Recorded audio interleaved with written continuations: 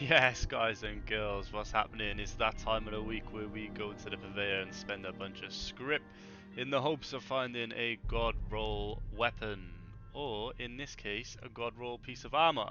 So, normally on this series, we go ahead and spend 2,000 scrips worth on weapons, but today I am actually going to buy 10 pieces of 3-star armor for the first time on this channel.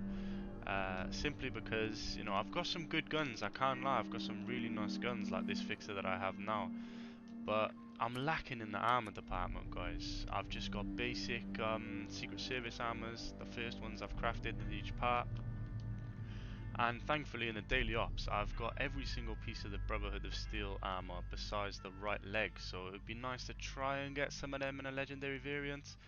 And due to future videos I have planned where I'm going to be broadcasting some builds, I do want to dabble in the world of the bloodied.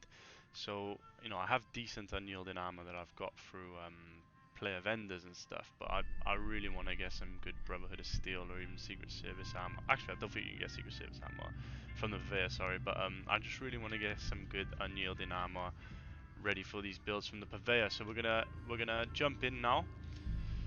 And like I said, what I'll do, I'll only buy 10 of them, so it'll be 600. I'll still be able to get 14 rolls at a good fix or a handmade anyway, so it's not too bad. So we're going to jump in now and hit legendary armor, and just get reminded why I never buy legendary armor, to be honest. Better off trying my luck in player vendors. I got a Zealot Sturdy Metal left arm, minus 15% damage from Scorched, plus 1 strength and 15% less limb damage. You know, it's not something you're gonna rave about. Probably get Scrip, to be honest with you guys. Let's go in with another one, and we've got a weightless sturdy Raider left leg. The fact it's weightless means it's only good for one thing: saving in my scrap box, my store box, sorry, my stash box, sorry, so that I can sell it on a later point and, you know, scrip heavier items first. Really not good effects. Plus 25% poison resistance and reduces damage when blocking by 15%. It's just not. Nah, I just don't like it.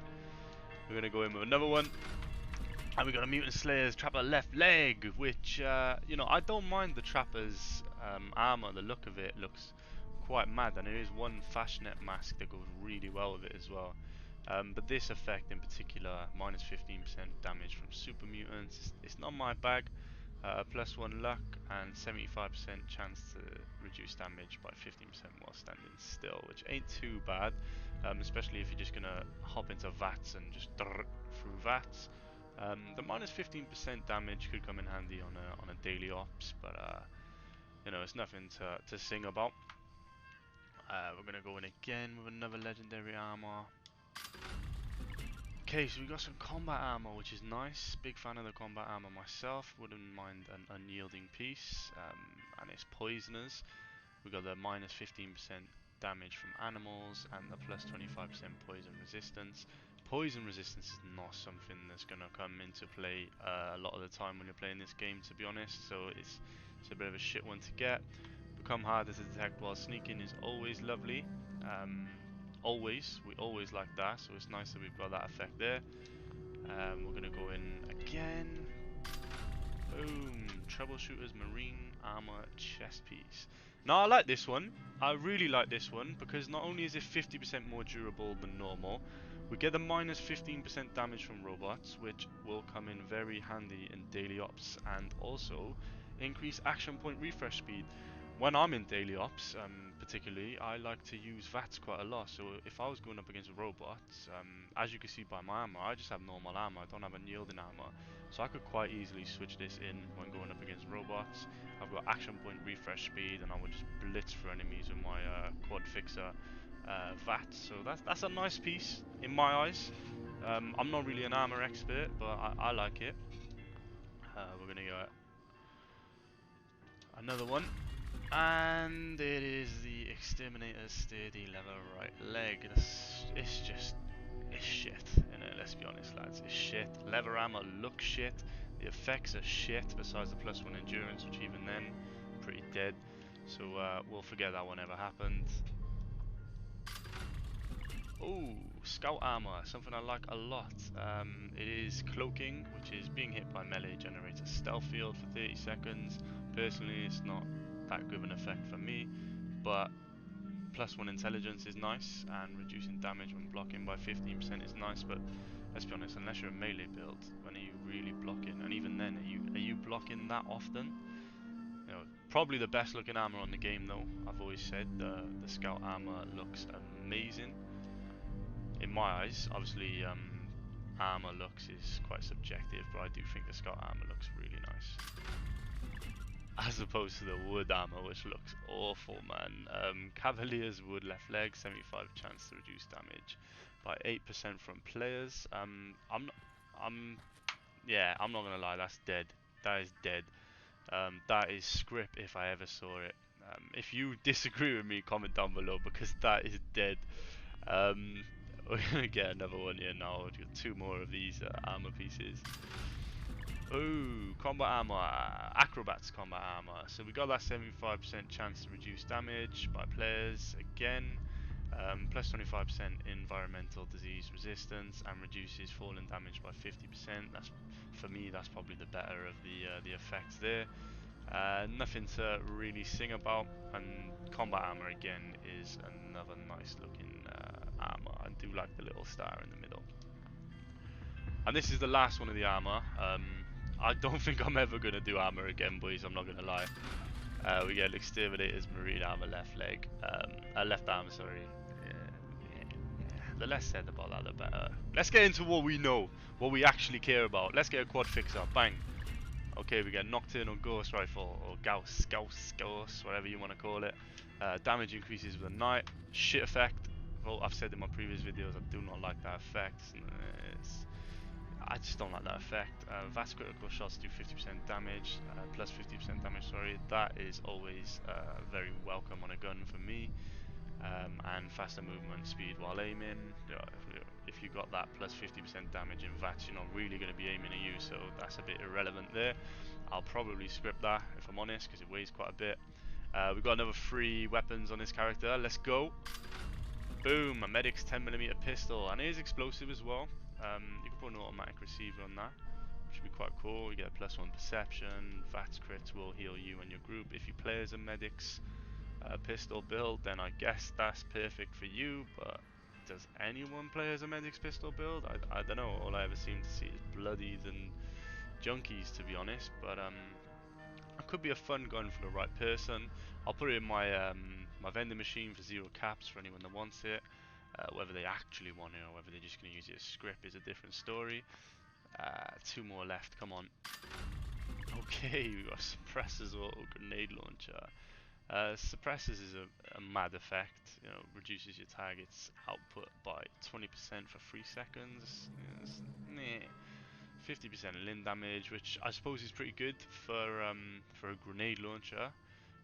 And you get a +1 perception, which might come in handy because you're probably going to be from a bit of a distance when you're banging off a grenade launcher, unless you've got the dense mod and fireproof, but it might come in a little bit handy. That's something I probably will actually put in the vend for 0 as well. That could be something someone fancies using.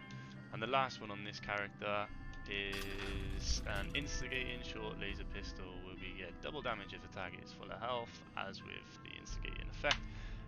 Plus 10 damage while aiming, something we're not probably going to do a lot. 25% less VATS action point cost. See, that's the thing. If we've got 25% less VATS action point cost, why are we going to be aiming down our sights? We're not. So it just completely makes that effect redundant for me, the 10% damage while aiming. So it annoys me. But that's everything on this character. To be honest, I don't think next week's video, I'm gonna do any armor pieces. I much prefer doing guns, but I thought I'd try and spice it up a little bit for you guys. This is my favorite kind of video, so I wanted to make it a little bit juicier. But I'm gonna quickly cut on to my other character now, and then we'll spend another 1,000 script. Okay guys, so I've tagged in my second character. He's raring to go. He's going to get some fixes and handmaids. He's going to get some god rolls. He's vexed at me for getting armor on my other character, so hopefully we can make it up here. Straight in. Let's have a look. Come on. Boom. A vampire short flamer. That is lovely. Come on. And the reason that's lovely is because there was a change in the friendly fire perk lately, and a lot of people have been banging out short flamers. And not only that, vampires is probably one of the most desirable effects in the game. It's a great effect. And it'll probably work really well with a flamer as well. You get VATS critical shots do 50% damage. That's quite cool. But for me, the biggest one there is 90% reduced weight.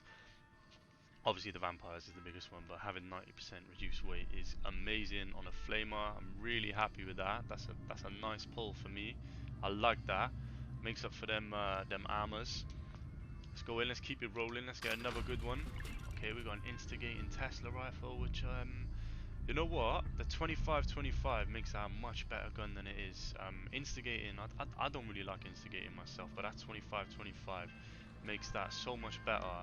25% less VATS action point cost is always great. 25% faster fire rate is always great.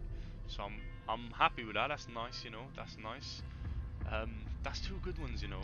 It's gonna start stinging us now. We're gonna start getting the bashing damage.